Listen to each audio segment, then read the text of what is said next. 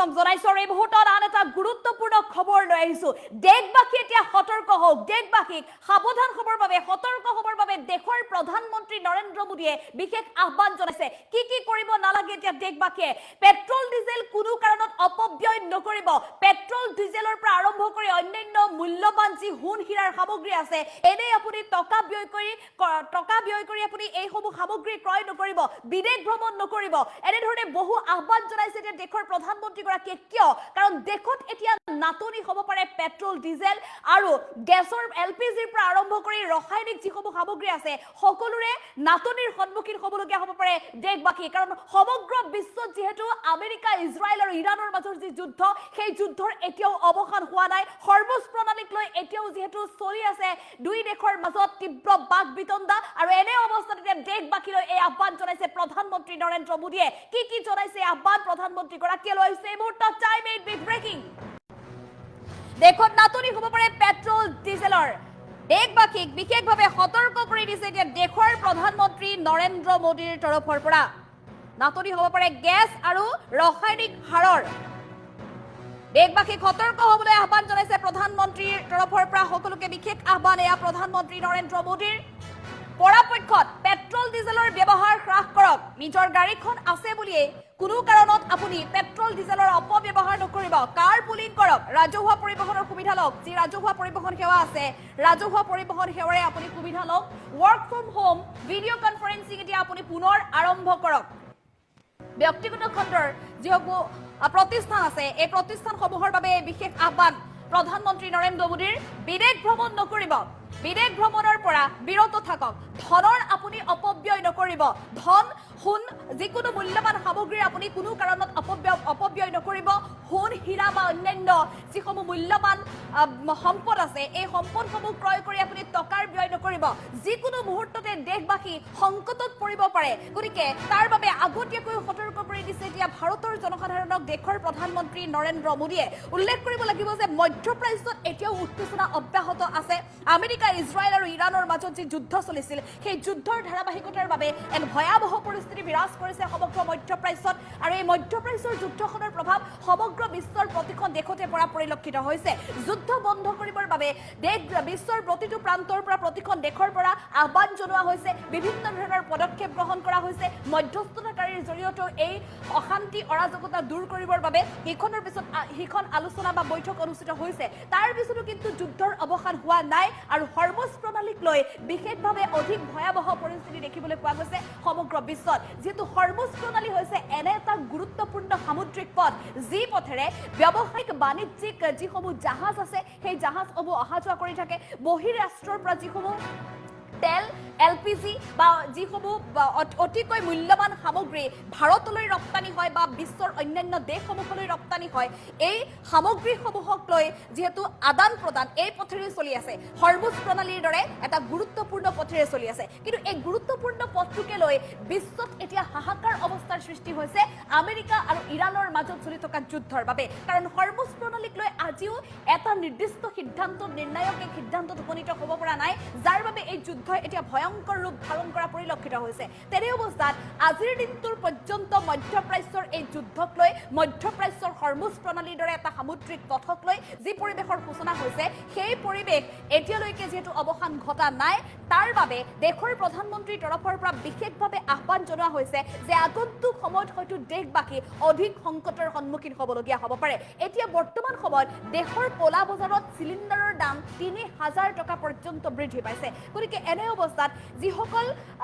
যিসকল ক'লা বা অসাধু ব্যৱসায়ী আছে সেই ব্যৱসায়ীসকলে অধিক মুনাফা লভি আছে বা মুনাফা লাভ কৰি আহিছে গতিকে এনে অৱস্থাত অসাধু চক্ৰক কোনো কাৰণত প্ৰশ্ৰয় দিব নালাগে সকলোৱে প্ৰতিটো সময়তে নিয়ম অনুসৰি যাতে সামগ্ৰী ব্যৱহাৰ কৰে তাৰ বাবে আহ্বান জনাইছে এলপিজিৰ পৰা ৰাসায়নিক সাৰ পৰ্যন্ত সকলো সামগ্ৰীৰে যাতে কোনো কাৰণত অপচয় নকৰে তাৰ বাবে আহ্বান জনাইছে দেশৰ প্ৰধানমন্ত্ৰী নৰেন্দ্ৰ মোদীৰ তৰফৰ পৰা আৰু আটাইতকৈ উল্লেখযোগ্য যে বৰ্তমান সময়ত আজিৰ দিনত প্ৰতিটো পৰিয়ালতে এখন হলেও বাহন থাকে বহু পৰিয়ালত ২-৩খন যিমানজন তেওঁলোকৰ ঘৰত সদস্য আছে পুৰুষে হওক বা মহিলা হওক চাকৰিয়াল মানুহ বা ব্যৱসায়িকভাৱে তেওঁলোক অলপ প্ৰভাৱশালী মানুহ সেই লোকসকলৰ বাসগৃহত দেখিবলৈ পোৱা যায় ২-৩খন বাহন থাকে পুৰুষ যদি কামলৈ যায় তেনেহ'লে সেইখন এখন বাহন লৈ যায়, মহিলাগৰাকী যদি স্কুললৈ ল'ৰা ছোৱালী থবলৈ যায় তেওঁ এখন বাহন লৈ যায়। এনেধৰণে আচলতে কেইবাখনো বাহন একেখন ঘৰতে একেটা পৰিয়ালতে থাকে। গতিকে তেনে অৱস্থাত সেই যি পেট্ৰল ডিজেলৰ অপব্যয় হৈছে সেই অপব্যয় এতিয়া যাতে মানুহে এৰাই চলে, কোনো কাৰণত পেট্ৰল ডিজেলৰ যাতে অপব্যয় নকৰে, যাতে ভৱিষ্যতে যেতিয়া নাটনিৰ সন্মুখীন হ'বলগীয়া হ'ব পাৰে সেই নাটনিৰ সন্মুখীন হোৱাৰ সময়ত যাতে নিজেই এই যুঁজখনত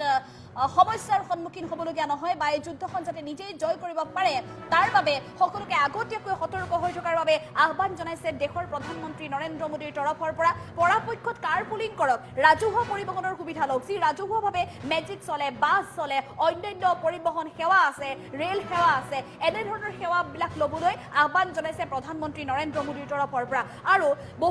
বহু লোকক দেখিবলৈ পোৱা যায় অৱসৰ বিনোদনৰ বাবে হওক বা আজৰি সময় তেওঁলোকে অতিক্ৰম কৰিবৰ বাবে পাৰ কৰিবৰ বাবে বিদেশ ভ্ৰমণ কৰে। কিন্তু বিদেশ ভ্ৰমণৰ পৰা এই সমস্যাত আঁতৰত থাকক, বিদেশ ভ্ৰমণ কৰি যি টকা পইচা ব্যয় হৈছে এই টকা পইচা ব্যয় কৰাৰ পৰা যাতে আঁতৰত থাকে তাৰ বাবে দেশৰ প্ৰধানমন্ত্ৰী নৰেন্দ্ৰ মোদীৰ তৰফৰ পৰা সমগ্ৰ দেশবাসীক আহ্বান জনাইছে। দেশত যিসমূহ মূল্যৱান সামগ্ৰী আছে এই সামগ্ৰীৰ যাতে কৃত্ৰিম নাটনিৰ সন্মুখীন হ'বলগীয়া নহয় তাৰ বাবে দেশবাসীক আহ্বান জনাইছে দেশৰ প্ৰধানমন্ত্ৰী নৰেন্দ্ৰ মোদীয়ে। দেশবাসীক সতৰ্ক হৈ থকাৰ আহ্বান জনাইছে।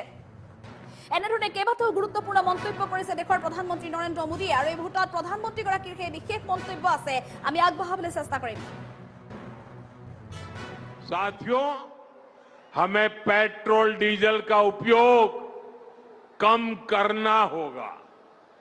शहरों में जहां मेट्रो है वहां हम तय करें कि हम मेट्रो का ही उपयोग करेंगे, ज्यादा से ज्यादा मेट्रो में ही जाएंगे। अगर कार में ही जाना जरूरी है तो फिर कार पूल करने का प्रयास करें और भी लोगों को साथ बिठा ले। अगर हमें कहीं सामान भेजना हो तो कोशिश करनी है कि वह ज्यादा से ज्यादा रेलवे गुड्स के जो ट्रेन होती है रेलवे की सर्विसेज से भेजे, ताकि इलेक्ट्रिक रेलवे होने के कारण पेट्रोल डीजल की जरूरत नहीं पड़ती है। जिन लोगों के पास इलेक्ट्रिक व्हीकल है वो भी कोशिश करें कि इलेक्ट्रिक व्हीकल का ज्यादा से ज्यादा उपयोग करें। हमारे पड़ोस में ही इतना बड़ा युद्ध चल रहा है, इसका असर पूरी दुनिया पर पड़ा है और भारत पर तो और भी गंभीर असर हुआ है। साथियों, भारत के पास बड़े बड़े तेल के कुएं नहीं है। हमें अपनी जरूरत का पेट्रोल, डीजल, गैस ये सब बहुत बड़ी मात्रा में दुनिया के दूसरे देशों से बाहर से मंगाना पड़ता है। युद्ध की वजह से पूरी दुनिया में पेट्रोल, डीजल, गैस और फर्टिलाइजर के दाम बहुत अधिक बढ़ चुके हैं, आसमान को भी पार कर गए हैं। अड़ोस पड़ोस में देशों में क्या हाल है वो तो अखबारों में आता है। भारत सरकार इस युद्ध के पिछले 2 महीनों से देशवासियों को इस संकट से बचाने के लिए लगातार प्रयास कर रही है।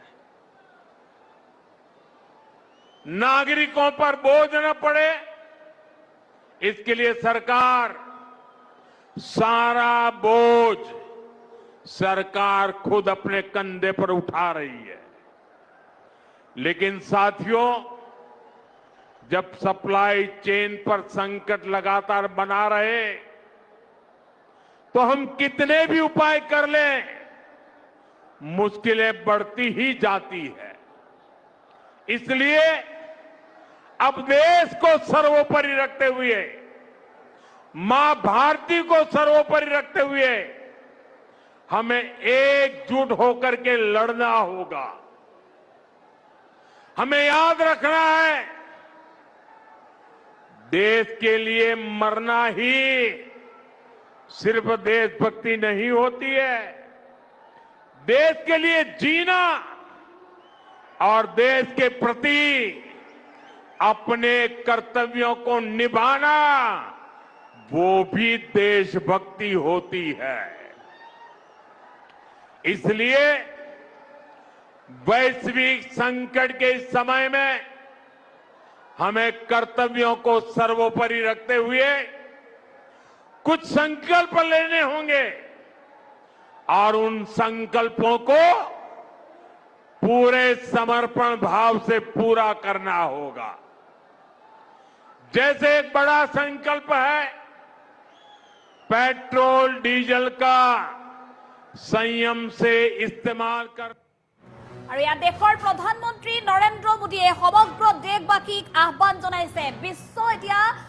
অৰ্থনৈতিকভাৱে সংকটৰ সন্মুখীন হ'বলগীয়া হ'ব পাৰে মধ্যপ্ৰাচ্যৰ যুদ্ধৰ বাবে হৰমুজ প্ৰণালীক লৈ যি মধ্যপ্ৰাচ্যত উত্তেজনা হৈছে সেই উত্তেজনাৰ বাবে সমগ্ৰ বিশ্বৰ প্ৰতিখন দেশতে প্ৰভাৱ পৰিছে কাৰণ অসমতো বা ভাৰতবৰ্ষতো ইমান দেশৰ জনসাধাৰণৰ ব্যৱহাৰ হোৱাকৈ তৈল ক্ষেত্ৰৰ সামগ্ৰীসমূহ বা খাৰুৱা তেল যেহেতু বিশেষভাৱে অধিক ৰূপত বা যথেষ্ট পৰিমাণে ইয়াত উৎপাদন নহয় তাৰ বাবে বহিৰাষ্ট্ৰৰ পৰা ভাৰতলৈ অনা হয় বহু পৰিমাণে খাৰুৱা তেল LPG অনা হয় গতিকে তেনে অৱস্থাত ভাৰতৰ জনসাধাৰণক বৰ্তমান মুহূৰ্তলৈকে সীমিত অৱস্থাত প্ৰতিটো প্ৰান্ততে সীমিত পৰিমাণত সকলোকে বিতৰণ কৰি থকা হৈছে প্ৰতিটো প্ৰয়োজনীয় সামগ্ৰী কিন্তু আগন্তুক সময়ত যাতে কোনো কাৰণত এই সামগ্ৰীৰ নাটনি নহয় তাৰ বাবে আগতীয়াকৈ আমি ইয়াৰ ব্যৱহাৰ বুজিব লাগিব ইয়াৰ মূল্য বুজিব লাগিব যাতে বিশ্বৰ এই সংকট কালত দেশৰ জনসাধাৰণ ভাৰতৰ জনসাধাৰণে যাতে সংকটত পৰিব নালাগে তাৰ বাবে সকলো লোকে প্ৰতিটো সামগ্ৰী যাতে সীমিত পৰিমাণত ব্যৱহাৰ কৰে তাৰ বাবে আহ্বান জনাইছে পেট্ৰল ডিজেলৰ যিকোনো মুহূৰ্ততে ভাৰততো নাটনি হোৱাৰ আশংকা দেখিবলৈ পোৱা গৈছে মধ্যপ্ৰাচ্যত চলি থকা যুদ্ধৰ বাবে কেৱল মাত্ৰ পেট্ৰল ডিজেলেই নহয় ৰন্ধন গেছৰ পৰা আৰম্ভ কৰি ৰাসায়নিক সাৰ পৰ্যন্ত সকলো সামগ্ৰীৰে নাটনি হ'ব পাৰে দেশত তাৰ বাবে আগতীয়াকৈ প্ৰতিগৰাকী লোকে প্ৰতিটো সামগ্ৰীৰ সৎ ব্যৱহাৰ কৰিবলৈ শিকিব লাগে সোণ ৰূপৰ অলংকাৰৰ পৰা প্ৰতিটো সামগ্ৰী এনেই ক্ৰয় কৰি বা অভাৱত ক্ৰয় কৰি হিচাপতকৈ বেছি ক্ৰয় কৰি কোনো যাতে টকাৰ অপব্যয় নকৰে তাৰ বাবেও দেশৰ প্ৰধানমন্ত্ৰী নৰেন্দ্ৰ মোদীয়ে আহ্বান জনাইছে দেশৰ জনসাধাৰণক আৰু সকলোৱে যাতে সামগ্ৰীৰ মূল্য বুজি পায় তাৰ বাবে সকলোকে সজাগ হৈ থাকিবলৈ আহ্বান জনাইছে দেশৰ প্ৰধানমন্ত্ৰী নৰেন্দ্ৰ মোদীয়ে আৰু গাড়ীৰ ব্যৱহাৰৰ ক্ষেত্ৰত আমি পুনৰ জনাও সেই কথা যেহেতু এটা পৰিয়ালত আজিৰ দিনটোত প্ৰায় ৩-৪খনকৈ গাড়ী থাকে দুচকীয়া চাৰিচকীয়া বাহন এনেধৰণে থাকে গতিকে এনে অৱস্থাত এটা পৰিয়ালে মাত্ৰ এখন গাড়ীয়ে যাতে ব্যৱহাৰ কৰিবলৈ চেষ্টা কৰে তাৰ বাবে আহ্বান জনাইছে য'ত ৰেল সেৱা আছে ৰেল সেৱাৰ সহায় ল'বৰ বাবে আহ্বান জনাইছে দেশৰ প্ৰধানমন্ত্ৰী নৰেন্দ্ৰ মোদীয়ে যাতে ৰাজহুৱা পৰিবহণ সেৱাৰ জৰিয়তে আমি ইন্ধন বচাব পাৰোঁ তাৰ বাবে প্ৰধানমন্ত্ৰী নৰেন্দ্ৰ মোদীয়ে উদাহৰণ সহ দেশৰ জনসাধাৰণক এক প্ৰকাৰ এই কথা আহ্বান জনাইছে প্ৰতিটো সামগ্ৰী যাতে সীমিত পৰিমাণত ব্যৱহাৰ কৰে ৰন্ধন গেছৰ চিলিণ্ডাৰৰ ক্ষেত্ৰতো কোনো কাৰণত আপোনাৰ প্ৰাপ্য যিটো চিলিণ্ডাৰ সেই চিলিণ্ডাৰহে আপুনি ক্ৰয় কৰিব আৰু তাৰ ওপৰত আপুনি 2 টকা বেছিকৈ পাম বুলি ক'লা বজাৰত আপোনাৰ চিলিণ্ডাৰটো ভুলতো এৰি নিদিব ক'লা বজাৰত আপোনাৰ চিলিণ্ডাৰ এৰি দিলে কৃত্ৰিম নাটনিৰ সন্মুখীন হ'ব লাগিব আৰু একাংশ অসাধু ব্যৱসায়ীয়ে হাজাৰ টকা লুণ্ঠন কৰিব দেশত সমগ্ৰ বিশ্ব যি সময়ত সংকটত ভুগিব লগা হৈছে তেনে সময়ত অসাধু ব্যৱসায়ীক কোনো কাৰণত আশ্ৰয় নিদিব তাৰ বাবে দেশৰ প্ৰধানমন্ত্ৰী নৰেন্দ্ৰ মোদীৰ তৰফৰ পৰা বিশেষ আহ্বান দেশৰ জনসাধাৰণলৈ আৰু এই মুহূৰ্তত আমি পুনৰ প্ৰধানমন্ত্ৰীগৰাকীৰ মন্তব্য আগবঢ়াবলৈ চেষ্টা কৰিম साथियों हमें पेट्रोल डीजल का उपयोग कम करना होगा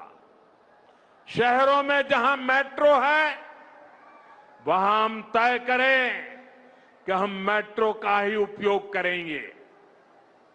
ज्यादा से ज्यादा मेट्रो में ही जाएंगे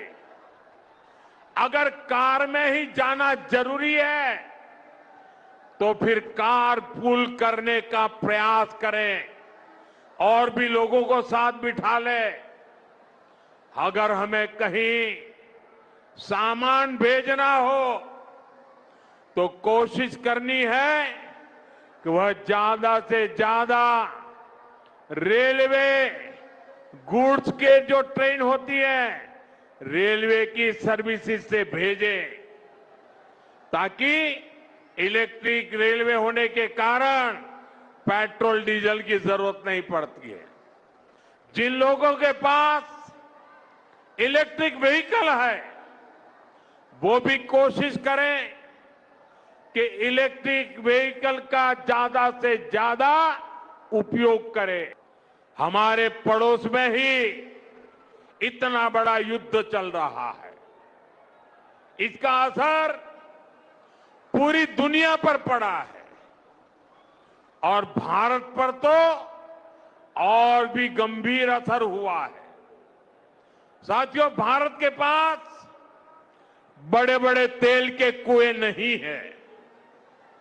हमें अपनी जरूरत का पेट्रोल, डीजल, गैस, ये सब बहुत बड़ी मात्रा में दुनिया के दूसरे देशों से, बाहर से मंगाना पड़ता है। युद्ध की वजह से पूरी दुनिया में पेट्रोल, डीजल, गैस और फर्टिलाइजर के दाम बहुत अधिक बढ़ चुके हैं, आसमान को भी पार कर गए हैं। अड़ोस पड़ोस में देशों में क्या हाल है वो तो अखबारों में आता है। भारत सरकार इस युद्ध के पिछले 2 महीनों से